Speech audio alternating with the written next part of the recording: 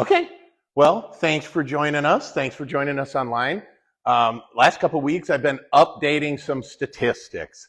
We used to do a dinner talk where I would talk about like healthcare statistics in the U.S.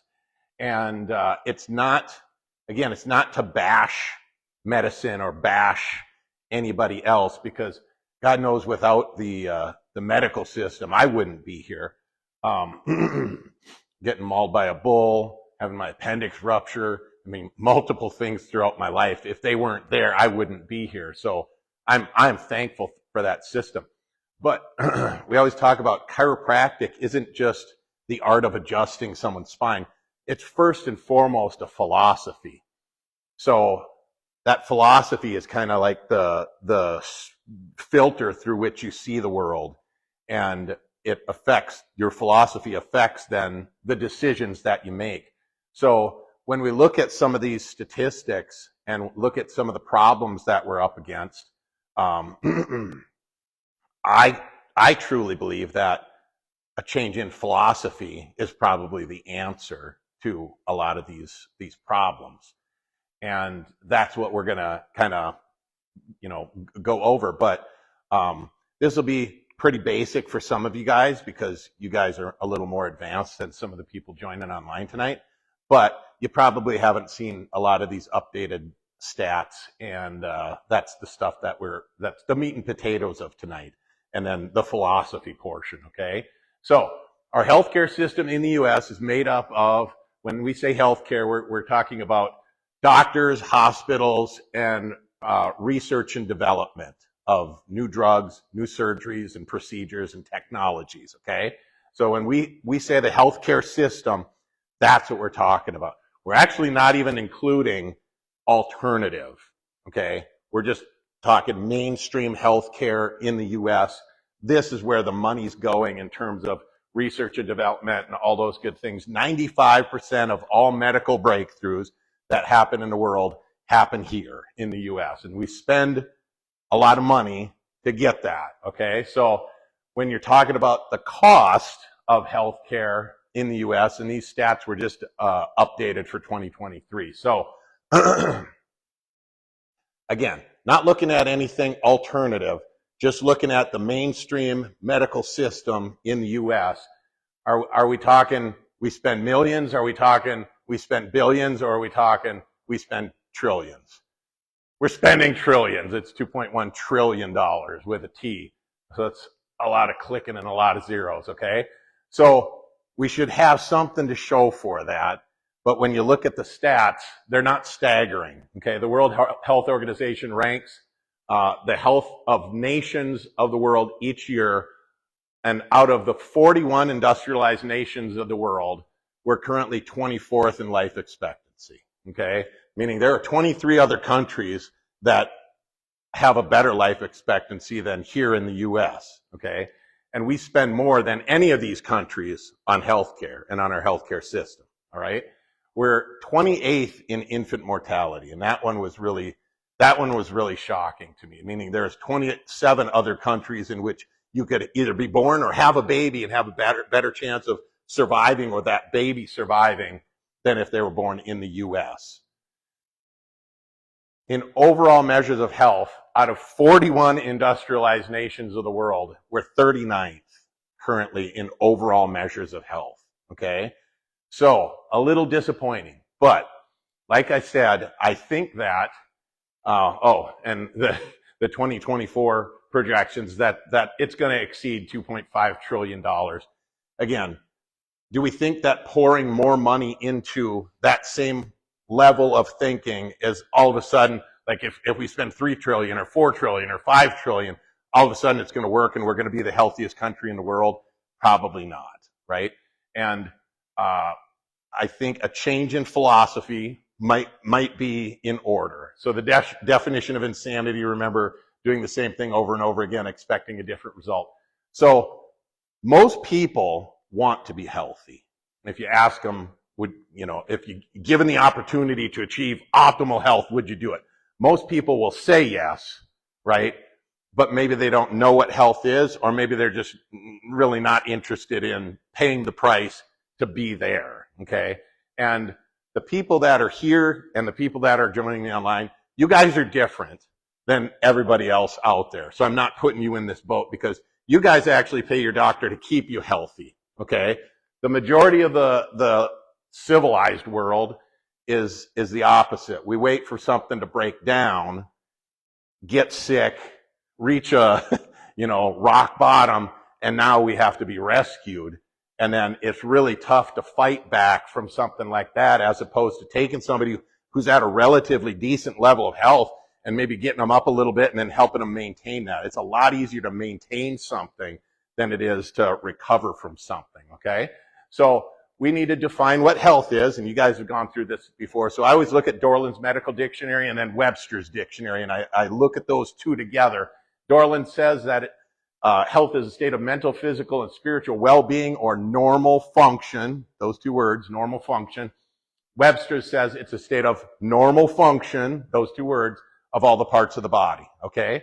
So in those two definitions, remember the normal function, all right? So health is a result of our body functioning the way it's supposed to. Health is the presence of something, okay? Now, we talk a little bit about in our philosophy, like the different types of logic, deductive reasoning, inductive reasoning, and different types of logic. We're going to talk about circular logic, okay? So if health is the presence of something, then disease is going to be the absence of that, okay? But if health is the absence of disease, then what is disease? Is it the absence of health? You see what I'm saying? If we say that disease is the absence of health and health is the absence of disease, that's what we call a circular logic, because those two terms mutually exclude one another then. Okay, so one of those terms has to be a positive term, meaning it's the presence of something. It's real, okay, in the physical realm. We can measure it, and we can measure function, all right? But when we look at disease, usually that person loses that function before that next thing comes along and sets in, okay? So we're going to talk about that a little bit. But optimal health then comes from optimal function. We want to have the best possible health. We're going to have to look at what are the things that allow our body to function at its optimal. And if the answer to that was take more drugs and more surgeries, right? The people on the planet who would be the healthiest would be the people taking the most drugs and having the most surgeries. But the opposite of that is usually true. And right now in the U.S., I think the average U.S. citizen is on 11 different prescription medications, okay? So we have to define what is sick, what is, normal healthy function, and what is dysfunction. So this little exercise that I always do with people where I show a list of symptoms, okay? And then we say, is that function? Are those functions, or is that dysfunction? And I think this is kind of key for people to understand, that our normal body functions aren't always pleasant, okay? So if we get exposed to something in the air, let's just say dust. Let's take a runny nose, okay? Pollen, whatever, dust. It's in the air. Fires are going in Canada and all that soot's coming down here, and we're breathing that in. If you're healthy, if you're functioning at 100%, you have a mechanism to identify something coming in to your airways that isn't supposed to be there, and you have mechanisms to deal with that, okay? Increased mucus production is one mechanism to deal with that, because it catches all that stuff. It doesn't let it go down in deep into your lungs. It catches it in the mucous membranes along the way, and then you cough or you sneeze and you get that stuff out, okay? Is that pleasant? No. But is that a dysfunction? Are you sick if you have that? Or are you functioning normally? You're functioning normally. It's just the environment isn't optimal, okay? Vomiting. All right. So if you eat something like that potato salad that I always talk about, my grandma putting their potato salad out on the table at the picnic, the family picnic, and all the kids running by sticking their fingers in it, and after a few hours baking in the hot sun, it's just botulism waiting to happen, and I start taking a big glob and eating it, and later I'm vomiting, and a little bit of that too. But it's coming up both ends. Am I sick, or is that, again, a positive reaction, a normal function of a healthy body that gets exposed to a toxin, So that soil bacteria, their botulism usually comes from that Clostridium botulinum, which is in the soil. It's famous for giving people food poisoning. So its toxin on its outer shell is actually what is, the cause, because that stuff is poisonous, and if you get it too deep in your system and you're not getting rid of it, you're going to end up in the hospital getting your stomach pumped, or else you're going to die. Okay, so if we have that mechanism that we're able to identify it and then get rid of it, okay, is that, again, function or dysfunction? I'm going to argue that's a normal, healthy function of somebody who gets exposed to a poison. Is it pleasant? No. A sneeze, same thing. A cough, same thing. Is a cough a good thing or a bad thing? Well, if you're getting that junk in your lungs every day because it's not, you're taking a, I always tell the story of my mom. She's got bad allergies, but she's working in this warehouse where it's constantly dusty. So she's taking like an antihistamine to kind of dry up the mucus secretion in her nose. But that means all the air that she breathes in, it's not getting caught in that mucus. It's going right down straight into her lungs. And now she's got this cough. So the mucus membranes in her lungs are producing more mucus because her body's functioning. And it's making note that, hey, there's something it's communicating, okay, that, hey, there's something coming in here that isn't supposed to be here. We got to catch this, increase mucus production, catches it. Okay, now we got to get rid of it. Here's the cough, and it's going to get that stuff out, okay? But it's annoying to her, so when she goes into the doctor for a routine checkup, and the doctor says, any other concerns, and she says, well, I got this, this cough, this annoying cough, doctor is going to give her a cough suppressant, okay, which takes care of that symptom. Okay, we've got a pill for every ill. But now what happens is that junk stays in the lungs, bacteria grow on it, and they start growing in the depths of that person's lungs, and now they end up with pneumonia, full-blown pneumonia, and they're back in the hospital, get some real drugs, and this time it's usually antibiotics, okay? So that's a scenario that happens quite frequently, and I see it in the office quite frequently. I just use my mom as an example because she used to work in that environment and have that annoying cough, and it was a real story. So on this list, though, there's always something that's like the most scary symptom. That's like your line, whether you're a parent or or it's for yourself. A lot of times that fever, that's the line for a lot of parents because it's scary, okay? So does a fever have a purpose? And the purpose is usually to burn off that bug, okay? Because most bacteria or viruses are very temperature specific, meaning you can raise the temperature up a degree or two and it's going to kill them, all right? And usually what happens in a person who's functioning is they get exposed to that bug, their body, first line of defense, it's going to raise that temperature up to a level that's going to burn off that bug, and after a given time, it kills off the bug, and now that temperature, that fever breaks, we say, and that temperature comes back down to a nice comfy level, okay? But what we've been taught to do, again, is treat that symptom. The symptom is the bad guy, okay? That's the change in philosophy that we're looking to instill in people here. Is that symptom isn't, it's just a sign, okay? It's not necessarily the bad guy that we have to attack and eradicate, because we really can't. We're fighting against our body's normal function if we do that. So what we've been taught to do is if your kid gets a fever, research shows that Tylenol reduces fevers, right? And there was the fever study done at Harvard back 20 some years ago now. And what they did, they weren't looking at does a fever or does Tylenol reduce a fever. We already knew that. They were looking at what percentage of the time is that going to be necessary? Okay, so they had two groups. If they came in and filled out the intake form, one of the things that you had listed on your survey was that you'd had a fever. You're asked, do you want to participate in our study? And if you say yes, you're either going to get Tylenol every 4 hours or you're going to get a placebo every 4 hours.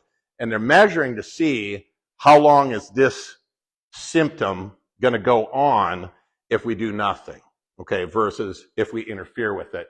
And what they found was the placebo group got better on average 3 to 4 days sooner than Tylenol group. Think about it now, right? In terms of normal function, if your body is functioning at 100% and you get exposed to that bug and your first line of defense is to spike a fever, but now we give you a Tylenol, did we just increase that body's function or decrease that body's function?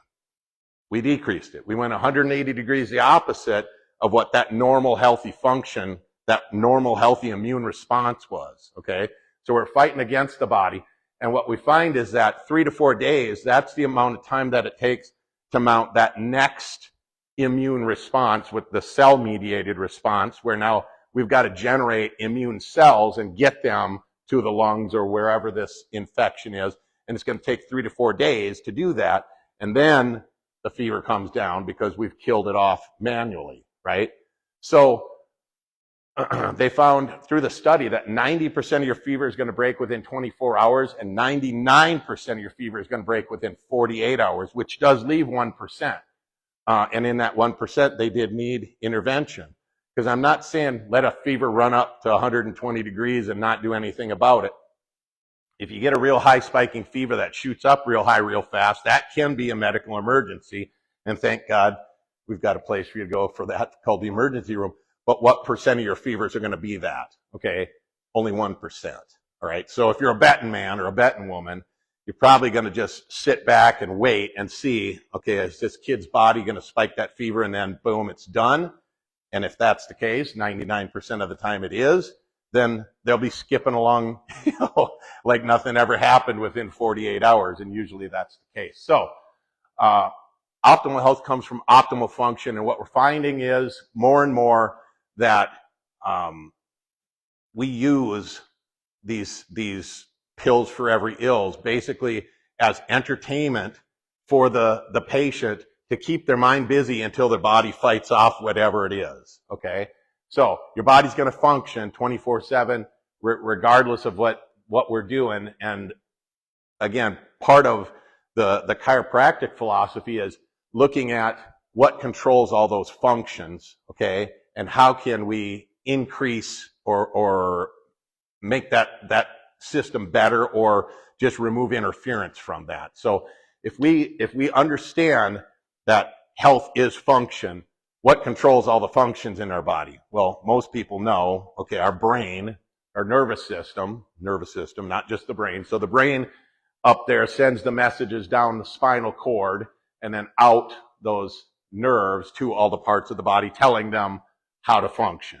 So you got a nerve that carries a message down to your heart and out to your lungs and your stomach and liver and spleen. Every part of your body that functions does so because a nerve carries a message for that event to happen. It's not by accident, okay? And that system is the only system that we have that's so important that it's completely encased in hard bone. So we've got the skull up there. Oops, back up. What did I do? Okay, so we've got the skull up there protecting the brain, and then the overlapping plate armor of the spine protecting those spinal nerves that carry those messages out to the other parts of the body there. So we're looking at nerve flow controlling that function then. So we can equate 100% nerve flow with the potential for 100% function. There are other things that will definitely play in here, but if the flow is clear, then our potential is a lot higher, okay? So that spine, like I said, it's like a suit of armor. It's overlapping plate armor that protects those nerves. The issue with those parts, though, is that they're moving parts, and moving parts can move out of place on occasion. So when it happens in the spine, we got a special name for it. We call it a subluxation. Again, that is part of the chiropractic philosophy, okay? subluxation does exist in the medical world, but they don't look at the same categories or definition. They're looking at a misalignment, okay? And even medically, they say that a misalignment of 1 millimeter can be a subluxation, because according to the American Board of Neuroradiology, 1 millimeter of misalignment could potentially interfere with the nervous system, because the spinal cord hangs loosely suspended in that canal of the spine, and it's suspended by attachments, okay?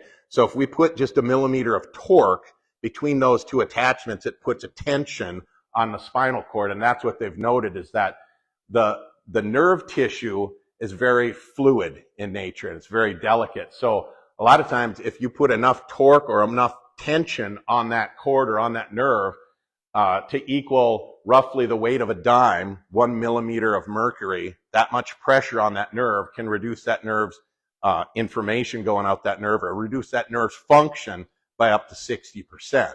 So if you're good at math, what that means is we could have this accident where we get punched in the face, or we get in a car accident, or we have a slip or a fall, and now we've got this misalignment in our spine, and it's putting pressure on a nerve, and right off the bat, we're already down to 40% function. Okay, 40% of our normal function, all right? And symptoms are usually going to come in to tell us that, hey, you know, you've got this problem here, and it might be pain, but what percent of the nervous system is pain sensitive or pain nerves, right? It's 9% is sensory, but of that sensory, we've got special nerve fibers that account for hot, cold, those are sensory nerves, sharp, dull, pressure, and then we've got nociceptive nerve fibers, which are specifically pain sensitive fibers, okay? So it's a very small percentage of the nervous system that's actually concerned with pain. What's the other 91%? It's concerned with function, all right? So like we talk about slips and falls, sorry. What's the number one cause of subluxation, by the way? It's not slips and falls, but who falls more than anybody? It's kids, it's not old people. Everybody usually says old people. No, it's kids. They fall way more than any other category, especially when they're learning to walk. But number one cause of subluxation is actually not car crashes, sorry. Okay, I thought I had that slide in there. But it's the birth process, okay? Especially if they twist or pull to get the shoulders clear of the birth canal. Some studies say upwards of 60 pounds of pressure on an infant's neck if they twist and pull. And then if you add to that like vacuum extraction or forceps, it goes upwards of 90 pounds of pressure on an infant's neck. So would you take the average 7 pound, 8 ounce infant and palm them by the head and hold them like that? No, but that's 7 pounds. That's nothing compared to like 60 to 90 pounds of pressure. So that's the number one cause actually of subluxation. That's why I think chiropractors should probably be checking people for subluxations, because how many of you been through birth? Yeah, we all were, right? We were born. And there's a potential there. So chiropractors probably need to teach more people about subluxation, about that philosophy, about function, about the nervous system and how the body functions, because like we have written up on the wall there, medicine is a study of disease and what causes a man to die, whereas chiropractic is a study of health and what causes a man to live, okay? So we have an example here of where we've got this subluxation. We fell on our butt, fell down the stairs. This bone, L3, shifts out of position, puts pressure on that nerve, choking off information going out to that kidney, okay? Now, we talked about this. What percent of those messages are now making it out to the kidney? Day one, it's 40%. But is this something that gets better or worse with time? It's a degenerative process, right? Degeneration, meaning every generation now, every time those cells turn over, things are getting worse. That's degeneration. So that's day one, 40%, but let's say 5 years go by, we're down to 20%. 10 years go by, we're down to 10%. 15 years go by, you see where we're going with this. Eventually, that kidney's going to shut down, but before that happens, we're usually going to get some sign or symptom, okay? Telling us, our body's trying to tell us, hey, you got this problem here, okay? And it might not be pain, it might be something functional. And one of the biggest functional clues that somebody's kidneys aren't working at 100% is blood pressure. And high blood pressure is a lot of times due to damage or constriction of the blood vessels that the kidneys filter all the blood, okay? So all the blood's going to go through the kidneys there and get filtered out and cleaned out. And if there's backup, compression, whatever you want to say there, where it's not getting through at the speed that it's supposed to, what will happen is the body will up the pressure, okay, to try and shove it through at the same rate and get it cleaned out, all right? So you go into the doctor and they check you for, you know, your yearly checkup or whatever, just their wellness check, and they do a blood pressure and they see that you have high blood pressure. Do they usually check your kidneys? No. What usually happens is we've got that pill for every ill where we say, okay, well, let's just put them on a blood pressure med. We'll get their numbers back down to, you know, whatever the arbitrary number is. Like, only your body really knows what normal blood pressure for you is, but we've been taught that it's what is it now? 120 over, yeah. In 1981, before they came out with the drugs to lower blood pressure, like 150 over 90 was nothing, you know. Before they came out with the medications to lower cholesterol, the average cholesterol, total cholesterol in the U.S. was over 300, okay? Now we're taught, geez, if it's like over 150 or something, you need to start being on some medication. We were over in Australia like 20 years ago. The average cholesterol over there was like 350, and those doctors didn't put anybody on those cholesterol lowering meds because they knew it was bad for their nervous system and hormonally, because all your nervous system and all your hormones have a cholesterol base. So they didn't put anybody on these things. And of course, they're way higher on the list of morbidity or mortality, way better than we are in the US, you know. So again, it's that change in philosophy. So chiropractors should be checking people for subluxations, educating people on function, what's normal, what's a dysfunction, and what we can do in that case, if we are able to catch that and restore that normal function, is we can get regeneration. We can stop degeneration. We can get regeneration, okay? There is hope. So we talked about this. The most overlooked cause of subluxation, I forgot where I put it, but it's the birth process, okay? So again, this little exercise that I do, this was a real scenario where we had twins come into the office, all right? Born on the same day, at the same time, in the same hospital. One developed asthma, one didn't, okay? Katie and Kelsey. And Kelsey was always, you know, the sick one. She was always getting, you know, the respiratory viruses, and anytime something went through the house, it was always Kelsey that got it. And Katie made it off scot-free. So when Grandma referred them in and Mom brought them in, and I checked out both the twins, and I'm finding this subluxation on Kelsey that's going to her lungs, okay? So I talked to Mom about the function, okay, how the nervous system controls her lungs, what's going on here. More than likely is we're choking off information going to her lungs, they're not functioning right. We equate that as asthma. But if I adjust this and all of a sudden her lungs are getting that message, what should happen is regeneration, healing should happen there. So I adjust her, and sure enough, her asthma magically goes away. So Mom says, I got another girl, she's older, and we got a problem. She's got this tumor in her ear, okay? So she brings in Erica. I don't know, Erica's like 8 at the time. And she's got this tumor in her ear, this auditory neuroma on her eardrum. And me and Mom can look in there with this, you know, otoscope, and we can see that this thing is growing. And the doctors are concerned. They want to do surgery to remove this thing. And her mom's like, what do you think?